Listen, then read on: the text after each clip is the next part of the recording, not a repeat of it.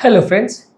Postural dizziness यानी बैठे से उठने में चक्कर आने की प्रॉब्लम काफ़ी लोगों को होती है। ज़्यादातर जब लोगों का ब्लड प्रेशर कम होता है, बॉडी में पानी की कमी होती है, नमक की कमी होती है, तो ऐसे सिचुएशंस में जब व्यक्ति बैठे से उठता है तो व्यक्ति को चक्कर आने लगते हैं और ये कुछ सेकंड्स तक होता है।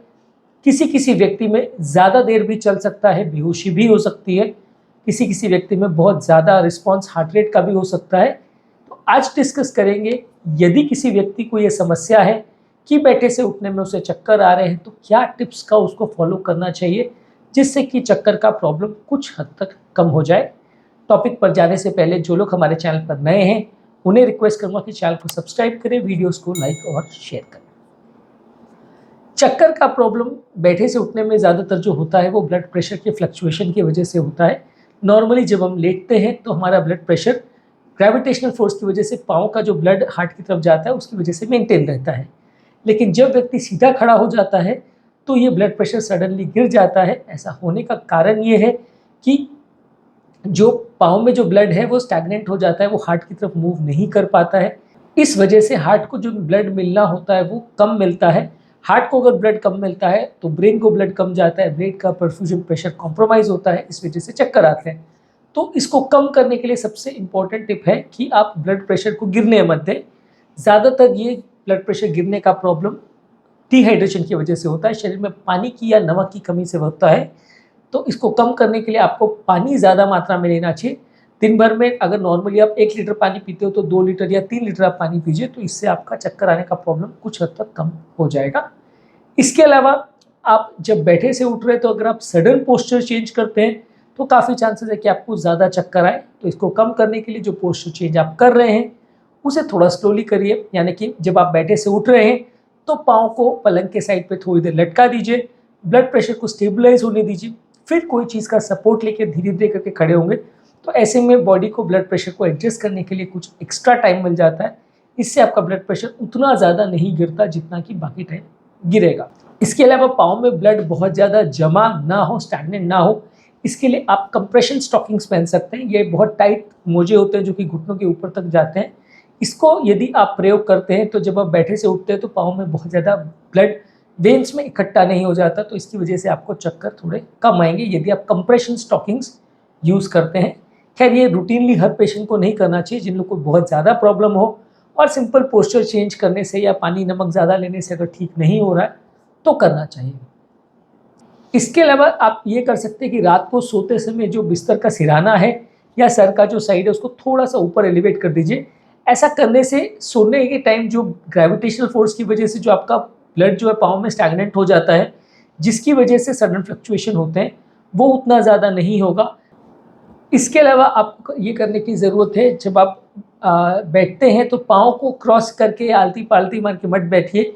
ऐसा करने से एक पाँव की नस जो है दूसरे को कंप्रेस करती है, एक पाँव का वेट से दूसरे पाँव को कंप्रेशन होता है, तो इसकी वजह से आपके पाँव की जो नसें हैं वो फूल जाती हैं, उनमें ब्लड स्टैग्नेंट हो जाता है। तो इसलिए जब आप खड़े उठते हैं सडनली तो पाँव में ब्लड ज़्यादा भर जाता है और आपको चक्कर ज़्यादा आते हैं।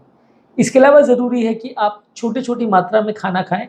अगर आप ज़्यादा मात्रा में एक बार में बहुत ज़्यादा खाना खाते हैं तो इसकी वजह से भी चक्कर आ सकते हैं। ऐसा होने का कारण ये है कि जब हम खाना खाते हैं तो खाने को पचाने के लिए बॉडी को एक्स्ट्रा ब्लड हार्ट की तरफ डाइवर्ट करना पड़ता है, हार्ट को एक्स्ट्रा ब्लड पेट की तरफ डाइवर्ट करना पड़ता है ताकि आपका भोजन जल्दी से पच जाए और खाना अब्जॉर्ब हो पाए। अगर आप एक बार में बहुत ज़्यादा खाना खाते हैं तो उसको पचाने के लिए बॉडी को एक्स्ट्रा ब्लड डाइवर्ट करना पड़ता है पेट की तरफ, और ये एक्स्ट्रा ब्लड हार्ट को बाकी सब जगह से खींचना पड़ता है। तो इसकी वजह से ब्रेन में भी ब्लड सप्लाई कॉम्प्रोमाइज़ हो जाता है और आप जब बैठे से उठते हो तो आपको चक्कर आ सकते हैं।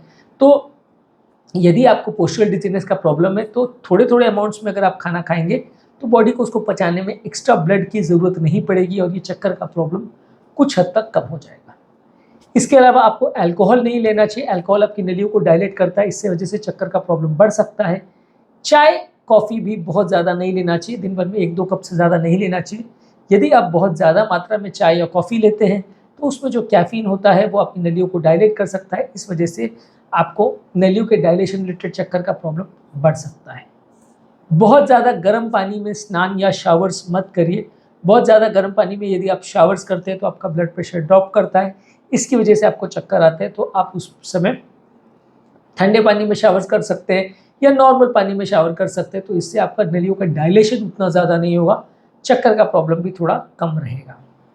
दिन भर यदि हम एक्टिव रहते हैं, मेहनत का काम करते हैं, भागते दौड़ते हैं, बैठे बैठे का जीवन व्यतीत नहीं करते हैं, तो इससे हमारे पाँव की मसल्स में ताकत आती है और इससे जो मसल के कंप्रेशन द्वारा जो ब्लड को पुश करने की ताकत है ऊपर की तरफ, वो कंपैरेटिवली बेटर होती है। मसल्स आपकी वेन्स को प्रॉपरली होल्ड कर पाती हैं और उसमें ज़्यादा ब्लड भरने नहीं देती है। तो यदि कोई व्यक्ति दिन भर एक्टिव रहता है, मेहनत का काम करता है, तो वैसे व्यक्ति को कंपैरेटिवली पोस्चरल डिजीनेस या चक्कर का प्रॉब्लम उतना ज़्यादा नहीं होगा। इसके अलावा पाँव की अलग से आप एक्सरसाइज भी कर सकते हैं, वॉकिंग, रनिंग, जॉगिंग, पाँव के लिए कंप्रेशंस और इस तरह की एक्सरसाइज अगर आप करते हैं तो पाँव की मसल्स में ताकत बढ़ जाती है। इसकी वजह से पाँव की मसल ज़्यादा फोर्स से ब्लड को हार्ट की तरफ पुश कर पाता है और आपको उतना ज़्यादा चक्कर नहीं आएगा। आपकी ब्लड जो है पाँव की मसल्स में उतना ज़्यादा इकट्ठा नहीं हो जाएगा। इसके अलावा खाने पीने वाली चीज़ों में ज़्यादा मात्रा में आप नमक को लेंगे तो अच्छा है। शरीर के अंदर जो पानी रिटेन होता है वो नमक से काफ़ी हद तक सपोर्टेड होता है। यदि आप ज़्यादा मात्रा में नमक लेते हैं तो वो पानी को ऑब्जॉर्ब करके रखता है और नलियों के अंदर ब्लड उसकी वजह से ज़्यादा भरा रहता है।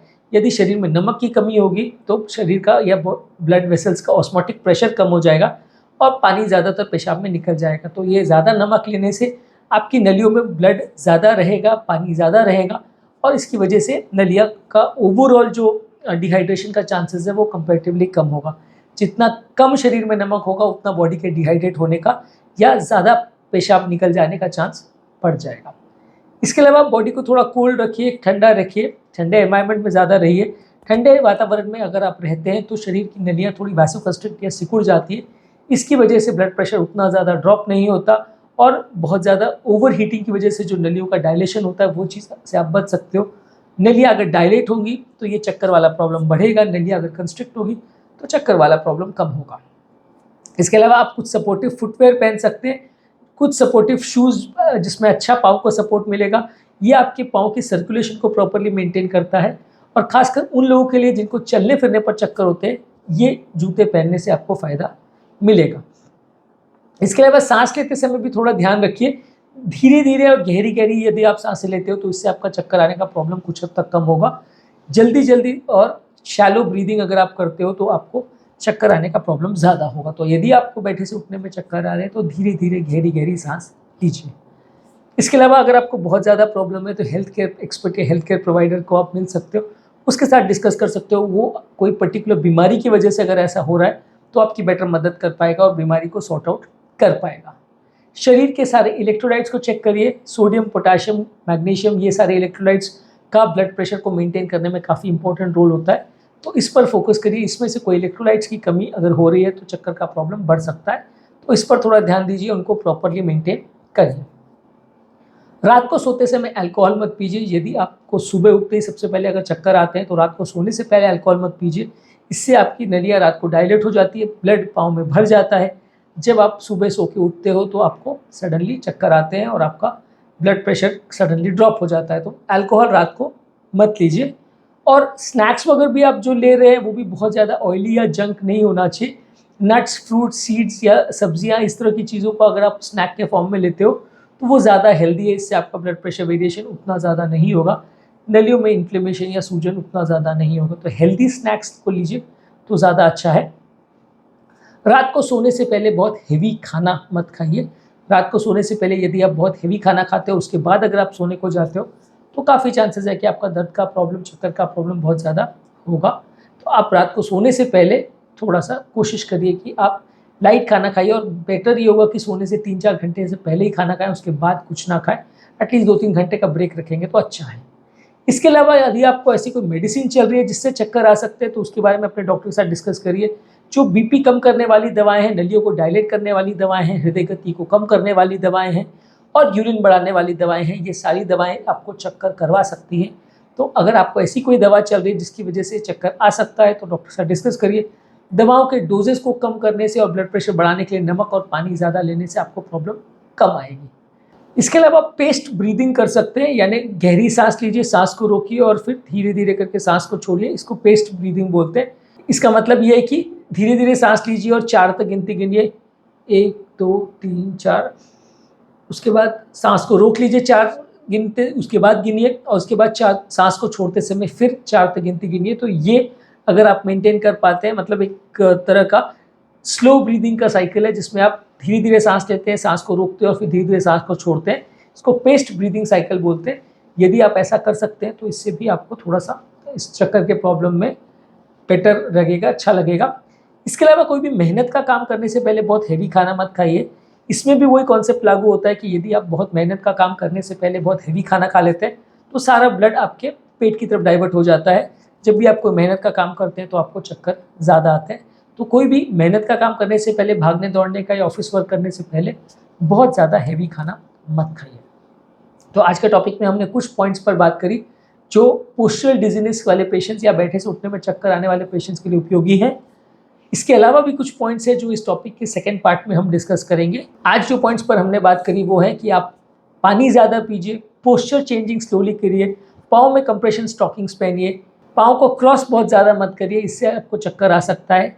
कम मात्रा में बीच बीच में ज़्यादा बार खाना खाइए, अल्कोहल और कैफीन को अवॉइड करिए, गर्म पानी से स्नान और शावर्स मत करिए, एक्टिव रहिए, पाँव की एक्सरसाइज करिए, नमक ज़्यादा लीजिए, ठंडा वातावरण बनाइए, वैसे कंस्ट्रक्शन उससे होगा, सपोर्टिव फुटवेयर का प्रयोग करिए, गहरी गहरी धीरे धीरे सांस लीजिए, हेल्थ केयर एक्सपर्ट से डिस्कस करिए, शरीर में सोडियम, पोटाशियम और मैग्नीशियम का बैलेंस को चेक करिए, रात को सोने से पहले अल्कोहल मत लीजिए, हेल्दी स्नैक्स लीजिए, हेवी मील्स को रात से पहले अवॉइड करिए, अपनी मेडिसिन को प्रॉपरली ध्यान से लेते रहिए, पेस्ट ब्रीदिंग यानी 4 गिनने तक सांस को लेना, फिर 4 गिनने तक उसको रोकना, फिर 4 गिनने तक छोड़ना, इस पैटर्न को फॉलो कर सकते हैं। और रात को सोने से पहले हेवी मील्स या हेवी खाना मत खाइए। तो आज के टॉपिक में हमने पोस्चरल डिजीनेस या बैठे से उठने में चक्कर आने वाले प्रॉब्लम के लिए कुछ टिप्स पर बात करी। इसके अलावा कुछ टिप्स हम सेकेंड वीडियो में इस पर डिस्कशन करेंगे। जो लोग हमारे चैनल पर नए हैं, टॉपिक एंड करने से पहले उन्हें रिक्वेस्ट करूँगा कि चैनल को सब्सक्राइब करें, वीडियोज़ को लाइक और शेयर करें ताकि चैनल के कंटेंट से ज़्यादा लोगों की मदद हो पाए।